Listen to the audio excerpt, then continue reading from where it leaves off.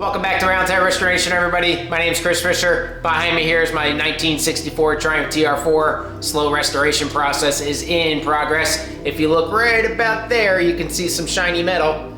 Getting some stuff replaced on that battery area, and we'll show you how I did it. Thanks for watching.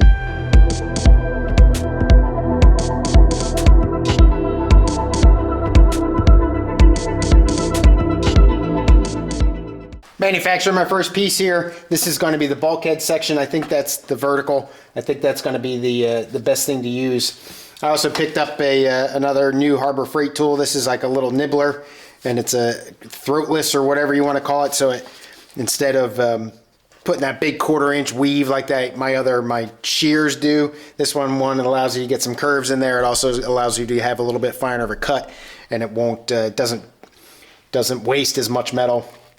Works pretty well. But this is the flange from the top of this vertical piece, and it's got a little bit of a jog in it, so I should be able to use that flange tool that I have with a hole punch. But I'll show you where this is going to go in the car, what it looks like. So the big gaping vertical hole section here is where this piece is going to go, and it's going to fit in behind this vertical drop down piece and inside of it.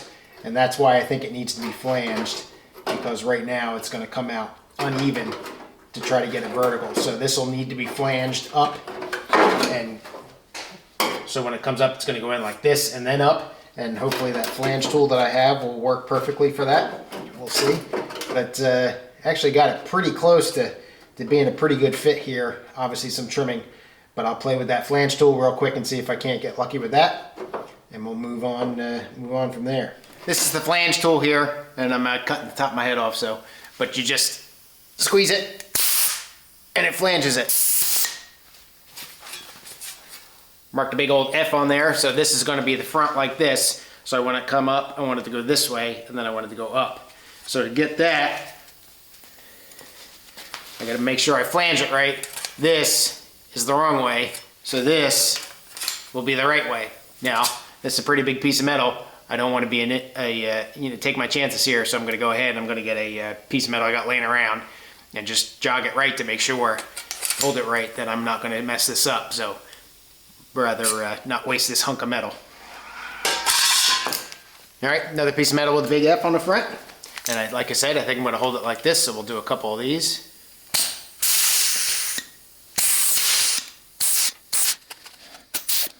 All right, if you can kind of see that, hopefully jogs it just a little bit. I don't know if it's focusing on me.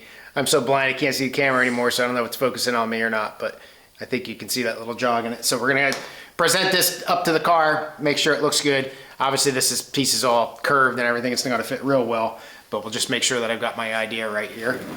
All right, so now that I know which way that it needs to be crimped, I've tried to flatten this out and make this as level as I can, just so I get a nice smooth, relatively smooth and even flange.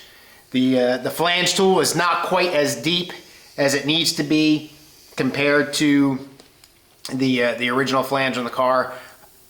I'm not going to worry about that. I don't have really any other option for making a flange, at least not that I know of off the top of my head. So I'm just going to kind of work around that and deal with it. If really, if I really want to be special, I can weld an extra piece on the top here, but I don't think I'll probably cause more distortion than it's worth doing that. So anyway, the handle is going to come out like this, and I'm just going to slowly work my way down and punch it. You just want to make sure that the metal is as flat against the inside of the thing as you can get it, and you just work your way down.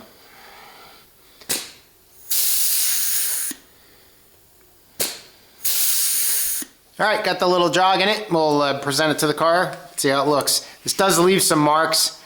I don't know how well it's showing up in the camera, so it's not, it's not great, but it works. It's a lot easier than trying something else, I think.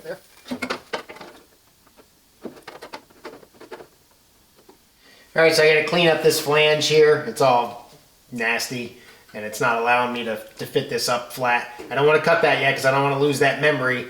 But I can't get it fitted until I come through that. So we're gonna look at that real quick. Hey, I'm gonna also turn the jet heater on here. It's gonna be a little loud, but it's starting to get a little chilly in here. That thing's working awesome to give me some relief from the cold. So it's going to be a little painful, a little loud, but definitely worth it. Pretty close to the final fit.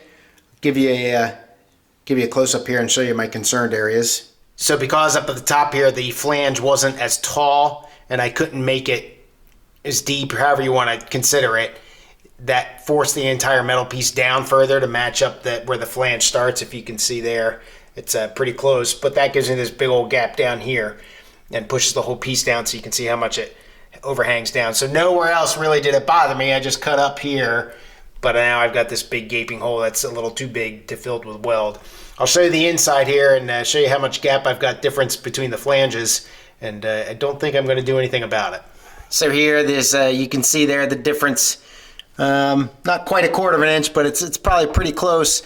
But I don't think I'm going to do anything about it. One, there's still another 1/4 inch up to the curve of the flange, and two, coming around the front, you know, really looking there, as long as I can reproduce and get that much distance down, I'm pretty confident I'm going to have enough of a bite for my spot welds. So I don't think I'm going to add any metal. I am going to add metal there, like I had mentioned, but I don't think I'm going to add anything to the top of the flange. So we're going to go ahead, get that welded up real quick, and see if I can fix that. And then I think with the heater, it's not running right now, but with the heater down here, I might be able to get it warm enough to be able to apply some of my weld through primer. I think that only needs 50 degrees. Might be able to replace this guy here, that vertical where that comes down from the airbox there and bends down. So that'll be the next thing. I'm not going to weld anything up yet. I'll come back and visit that here in a sec.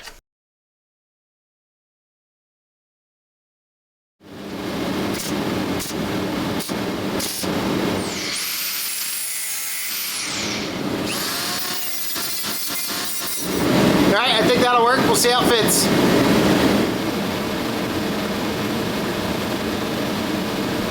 Got the pieces fit pretty well. Now these sitting down here warming up in front of the jet heater. Has about 800 degrees coming out of there with my little temperature sensor, so that's kind of cool. So we'll let them heat up a little bit. Obviously I got it off right now, but I'll turn it back on here in a second.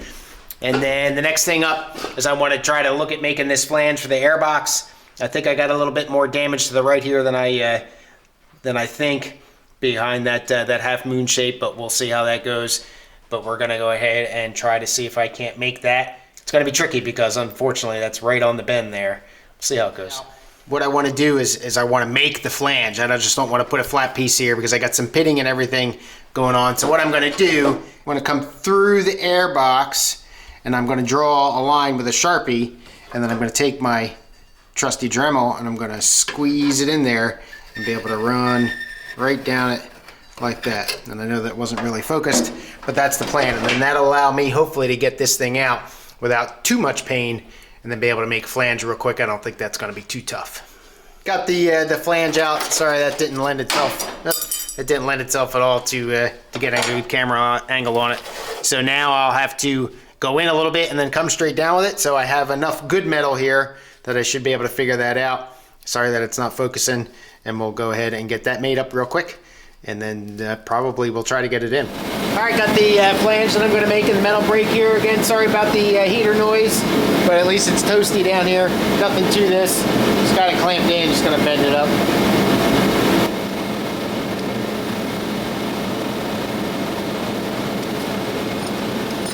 Not much to it, like I said.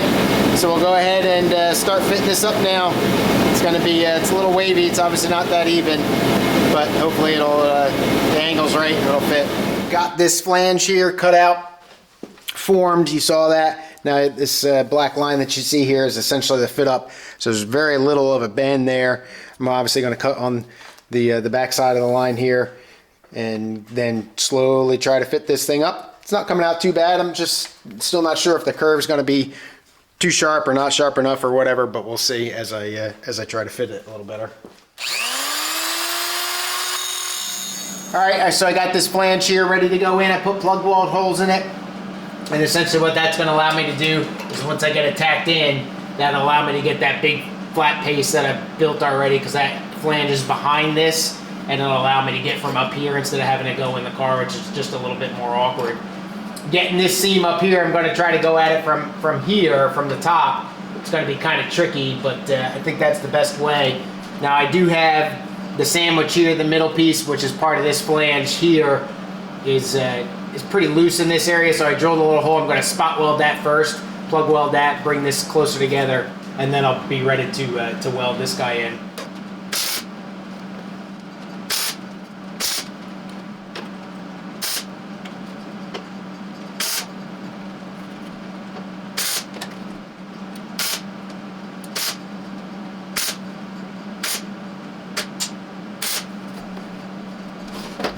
Alright, so that's in actually halfway decent.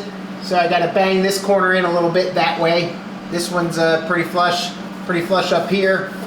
Obviously a whole bunch of stitch welds to do here. This plug weld one, okay. So we'll go ahead and we'll knock that in real quick and then size up and see where we're standing. Or sitting, for that matter. Alright, so there's that. Not too bad. There's some spots that I can't get to in here. I gotta get one of those sanding belt things that are real skinny. That would be beneficial in here, but for now I can't get to it. So that's in and almost done. This way corner over here I couldn't get to. I'll have to get it from inside the passenger compartment. So now I'm going to fit up or put up the big flat panel that I painted. I've got to paint this, but it's too cold in here and I don't feel like running the heater anymore. It's kind of getting late. But anyway, I'm going to go ahead and put that flat metal piece up, see how that fits, because it's with the flange in there, and see what I'm going to get and see if it's going to look like it's going to work.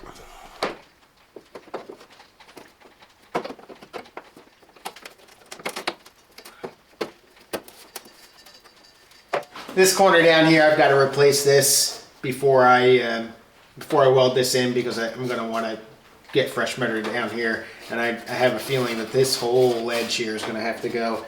The other side's not too bad. My guess is the car was leaning towards the driver's side a little bit and the water just kind of sat in here. But all in all, I think that's going to work. You know, there's some adjustments, maybe some finagling in here, but I don't think it's too bad. That flange seems to fit up okay as far as getting it flush. Definitely will weld in, that's for sure. So yeah, I think that's going to work just fine. So we'll kill the video there, and next time we'll get some more work done. Thanks for watching. Cheers.